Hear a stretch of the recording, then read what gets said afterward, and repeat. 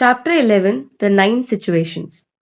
Sun Tzu said the art of war recognizes nine varieties of ground: dispersive ground, facile ground, contentious ground, open ground, ground of intersecting highways, serious ground, difficult ground, hemmed in ground, desperate ground. When a chieftain is fighting in his own territory, it is dispersive ground. When he has penetrated into hostile territory but to no great distance, it is a facile ground. Ground with the possession of which imports great advantage to either side is contentious ground. Ground on which each side has liberty of movement is open ground. Ground which forms the key to three contagious states, so that he who occupies it first has the most of the empire at his command, is a ground of intersecting highways. When an army has penetrated into the heart of hostile country, leaving a number of fortified cities in its rear, it is serious ground. Mountain forest, rugged steeps, marshes and fens, all country that is hard to traverse, this is difficult ground. Ground which is reached through narrow gorges and from which we can only retire by tortuous path, so that a small number of the enemy would suffice to crush a large body of our men. This is hemmed in ground. Ground on which we can only be saved from destruction by fighting without delay is desperate ground. On dispersive ground, therefore, fight not. On facile ground, halt not. On contentious ground, attack not. On open ground, do not try to block the enemy's way. On the ground of intersecting highways, join hands with your allies. On serious ground, gather in plunder. In difficult grounds, keep steadily on the march. On hemmed in ground, restore to strength stratagem. On desperate ground, fight. Those who were called skillful leaders of old knew how to drive a wedge between enemies' front and rear, to prevent cooperation between his large and small divisions, to hinder the good troops from rescuing the bad, the officers from rallying their men. When the enemy's men were united, they managed to keep them in disorder. When it was to their advantage, they made a forward move; when otherwise, they stopped still. If asked how to cope with a great host of the enemy in orderly array and on the point of marching to the attack, I should say begin with seizing something which your opponent holds dear. Then he will be amenable to your will. Rapidity is the essence of war. Take advantage of enemy's unreadiness, make your way by unexpected routes, and attack unguarded spots. The following are the principles to be observed by an invading force. The further you penetrate into a country, the greater will be the solidarity of your troops, and thus the defenders will not prevail against you. Make forays in fertile country in order to supply your army with food. Carefully study the well-being of your men and do not overtax them. Concentrate your energy and hoard your strength. Keep your army continually on the move and devise unfathomable plans. Throw your soldiers into positions where there is no escape, and they will prefer death to fight. If they will face death, there is nothing they may not achieve. Officers and men alike will put forth their uttermost strength. Soldiers, when in desperate straits, lose the sense of fear. If there is no place of refuge, they will stand firm. If they are in hostile country, they will show a stubborn front. If there is no help for it, they will fight hard. Thus, without wanting to be marshalled, the soldiers will be constantly on the qui vive. Without waiting to be asked, they will do your will. Without restrictions, they will be faithful. Without giving orders, they can be trusted. Prohibit the taking of omens and do away with superstitious doubts. Then, until death itself comes, no calamity need to be feared. If our soldiers are not overburdened with money, it is not because they have a distaste of riches. If their lives are not unduly long, it is not because they are disinclined to longevity.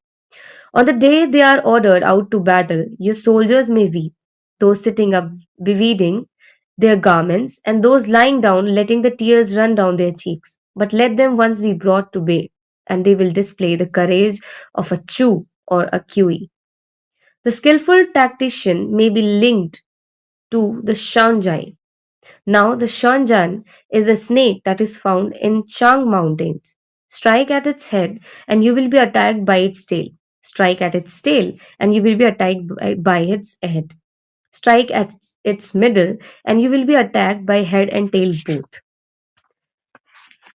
Asked if an army can be made to imitate the Xuanzai, should answer yes. For the men of Wu and the men of Yui are enemies, yet if they are crossing a river in the same boat and are caught by a storm, they will cover and come to each other's assistance just as the left hand helps the right.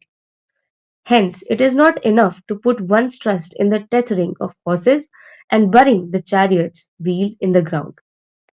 The principle on which to manage an army is to set up one standard of courage which all must reach. How to make the best of both strong and weak? This is a question involving the proper use of ground. Thus, the skillful general conducts his army just as though he were leading a single man, willy nilly by the hand. It is the business of a general to be quiet and thus ensure secrecy, upright and just, and thus maintain order. He must be able to mystify his officers and men by false reports and appearances and thus keep them in total ignorance. By altering his agreements and changing his plans, he keep the enemy without definite knowledge. By shifting his camps and taking citrusous routes, he prevents the enemy from anticipating his purpose. At the critical moment, the leader of an army acts like one who has climbed up a height and then kicks away the ladder behind him. He carries his men deep into hostile territory before he shows his hand.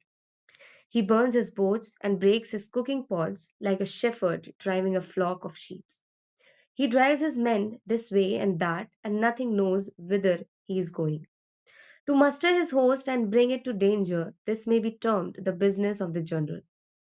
The different measures to the nine varieties of ground, the expediency of aggressive or defensive tactics, and the fundamental laws of human nature, these are things that must most certainly be studied.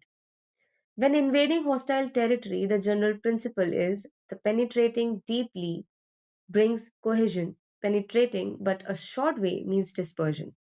When you leave your own country behind and take your army across neighborhood territory, you find yourself on critical grounds. When there are means of communication on all four sides, the ground is one of interesting highways. When you penetrate deeply into a country, it is serious ground. When you penetrate but a little way, it is a facile ground. When you have the enemy's strongholds on your rear and narrow passes in front, it is hemmed in ground. When there is no place of refuge at all, it is desperate ground. Therefore, on dispersive ground, I would inspire my men with unity of purpose. On facile ground, I would see that there is a close connection between all parts of my army. On contentious grounds, I would hurry up my rear. On open ground, I would keep a vigilant eye on my defenses. On ground of intersecting highways, I would consolidate my alliances. On serious ground, I would try to ensure a continuous stream of supplies. On difficult ground, I would keep pushing on along the road. On hemmed in ground, I would block any way of retreat. On desperate ground, I would proclaim to my soldiers, the hopelessness of saving their lives. For it is the soldier's disposition to offer an obstinate resistance when surrounded, to fight hard when he cannot help himself, and to obey promptly when he has fallen into danger. He cannot enter into alliance with neighboring princes until we are acquainted with their designs. We are not fit to lead an army on the march unless we are familiar with the face of the country, its mountains and forests, its pitfall and precipices, its marshes and swamps.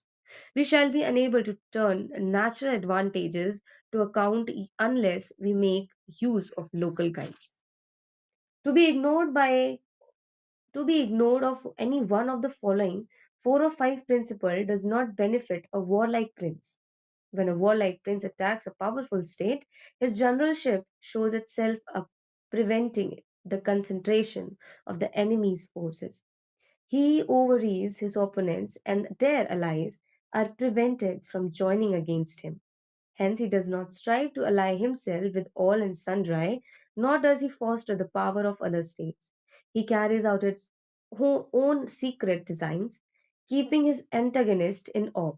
Thus, he is able to capture their cities and overthrow their kingdom Bestow regards without regard to rule, issue orders without regard to previous arrangements, and you will be able to handle a whole army as though you had to do with but a single man. Confront your soldiers with the dead itself. Never let them know your design.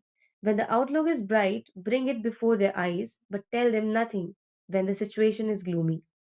Place your army in deadly peril, and it will survive.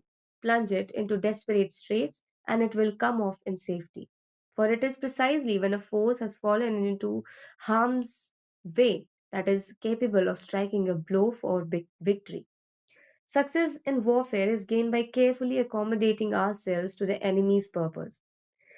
By persistently hanging on the enemy's flank, we shall succeed in the long run in killing the commander in chief. This is called ability to accomplish a thing by sheer cunning. On the day that you take up your command, block the frontier passes, destroy the official delis, and stop the passage of all emissaries. Be stern in the council chamber so that you may control the situation. If the enemy leaves the open door, you must rush in. Forestall your opponents by seizing what he holds dear and subtly contrive to time his arrival on the ground. Walk in the path defined by rule and accommodate yourself to the enemy until you can fight a decisive battle. At first, then, exhibit the coyness of a maiden until the enemy gives you an opening. Afterwards, emulate the rapidity of a running hare, and it will be too late for the enemy to oppose you.